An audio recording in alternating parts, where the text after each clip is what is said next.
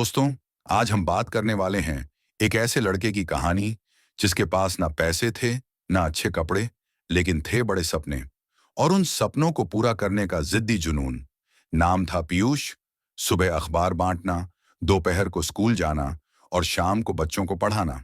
जिम्मेदारियां सिर पर थीं, लेकिन पढ़ाई नहीं छोड़ी। लोगों ने मजाक उड़ाया, हालातों ने रास्ता रोका, पर पीयूष रुका नहीं।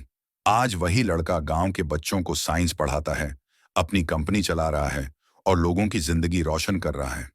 लेकिन क्या तुम जानते हो उसकी जिंदगी का सबसे मुश्किल फैसला क्या था, जिसने उसकी किस्मत ही बदल दी? जानने के लिए पूरी कहानी जरूर सुनना और यकीन मानो, ये कहानी तुम्हारे दिल को छू जाएगी। गांव रामपुर की सुबह कुछ अलग ही होती थी। पक्षियों की चहचहाहट, खेतों में काम करते किसान और बच्चों की खिलखिलाती हंसी, सब कुछ एक सुर में बजता था। इसी गांव में रहता था एक 14 साल का लड़का, पीयूष। पीयूष गरीब था, लेकिन उसके सपने बहुत ऊंचे थे। वो हर सुबह जल्दी उठकर अपने पिताजी के साथ खेतों में काम करता और फिर स्कूल जाता। उसके जूते पुराने थे, किताबें फटी हुई, लेकिन उसकी आंखों में चमक थी, कुछ कर दिखाने की। पीयूष का स्कूल गांव से 3 किलोमीटर दूर था। वह हर रोज पैदल चलकर स्कूल जाता। वहां के ज्यादातर बच्चे अमीर घरों से आते थे। कुछ बच्चे पीयूष का मजाक उड़ाते थे, देखो, फटी किताबों वाला लड़का फिर आ गया। लेकिन पीयूष कभी जवाब नहीं देता। वह जानता था कि जवाब देना समय की बर्बादी है, जवाब तो मेहनत से दिया जाता है। उसके गणित के शिक्षक मिश्रा जी पीयूष से बहुत प्रभावित थे। एक दिन उन्होंने उससे कहा, बेटा, तुम्हारी लगन देखकर लगता है कि तुम बहुत आगे जाओगे। पीयूष मुस्कुराया, बस आशीर्वाद बनाए रखिए गुरुजी। जीवन की कठिनाई। एक दिन पीयूष के पिता को खेत में चोट लग गई। डॉक्टर ने कहा, 6 महीने तक आराम करना पड़ेगा। अब घर चलाने की जिम्मेदारी पीयूष पर आ गई। वो सुबह अखबार बांटता, दोपहर में स्कूल जाता और शाम को पड़ोस के बच्चों को ट्यूशन पढ़ाता। उसकी माँ ने कई बार कहा, बेटा, पढ़ाई छोड़ दे, तू बहुत थक जाता है। लेकिन पीयूष का जवाब होता, अगर मैं पढ़ाई छोड़ दूंगा तो हम यहीं रह जाएंगे माँ। मैं आपको अच्छा घर दिलाना चाहता हूँ। गांव में एक विज्ञान प्रदर्शनी हुई। पीयूष ने एक सोलर लाइट का मॉडल बनाया जो बहुत ही सस्ते दाम में घरों को रोशन कर सकता था। गांव के सरपंच ने उसकी तारीफ की और जिले स्तर पर भेजा। जिले में पीयूष को पहला स्थान मिला।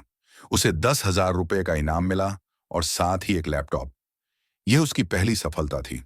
उसी साल एक बड़ी प्रतियोगिता दिल्ली में हुई। भारत का नवोन्मेषी बच्चा पीयूष का चयन हुआ और उसने अपने सोलर प्रोजेक्ट के साथ वहां भाग लिया। दिल्ली उसके लिए किसी सपने से कम नहीं थी। ऊंची इमारतें, तेज ट्रैफिक, बड़ी बड़ी गाड़ियां। लेकिन पीयूष का ध्यान सिर्फ एक चीज पर था, प्रतियोगिता। प्रतियोगिता में पीयूष का सामना देश के होशियार बच्चों से हुआ। लेकिन उसके प्रोजेक्ट की सरलता और जरूरतमंदों के लिए उपयोगिता ने निर्णायकों का दिल जीत लिया। उसे पहला पुरस्कार मिला, 5 लाख रुपए की छात्रवृत्ति और अमेरिका में प्रशिक्षण का मौका।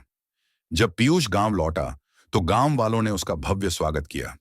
जो लोग पहले उसका मजाक उड़ाते थे, अब उसी से सलाह मांगने लगे। पीयूष ने कभी किसी से बुरा नहीं माना, सबको गले लगाया। उसने अपने गांव के बच्चों के लिए एक छोटा सा विज्ञान केंद्र खोला, जहां वो खुद पढ़ाता था।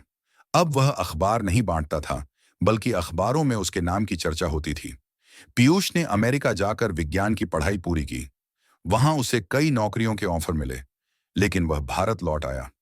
उसने एक कंपनी शुरू की जो गांवों में सस्ती और टिकाऊ बिजली पहुंचाती थी। आज उसके पास सब कुछ था, सम्मान, पैसा और पहचान। लेकिन वह नहीं भूला कि ये सब उसे उसकी मां के विश्वास, गुरुजी के आशीर्वाद और अपनी मेहनत से मिला है। एक दिन पीयूष गांव के स्कूल में बच्चों से बात कर रहा था। एक बच्चा बोला, भैया, आप तो बहुत किस्मत वाले थे। पीयूष मुस्कुराया और बोला, किस्मत नहीं बेटा, मेहनत वाला था। किस्मत का इंतजार करने वाले वहीं रहते हैं जहां हैं, लेकिन जो मेहनत करते हैं, किस्मत उनकी राह देखती है। सीख, छोटे कदम अगर सच्चाई और मेहनत से उठाए जाए तो बड़ी मंजिलें खुद ब खुद सामने आ जाती हैं। कठिनाइयां रास्ता रोक सकती हैं, लेकिन अगर मन सच्चा हो तो कोई भी सपना अधूरा नहीं रहता। दोस्तों, अगर आपको वीडियो अच्छी लगे तो कमेंट करके बताइए और चैनल को सब्सक्राइब करना ना भूलें। जय हिंद, जय भारत।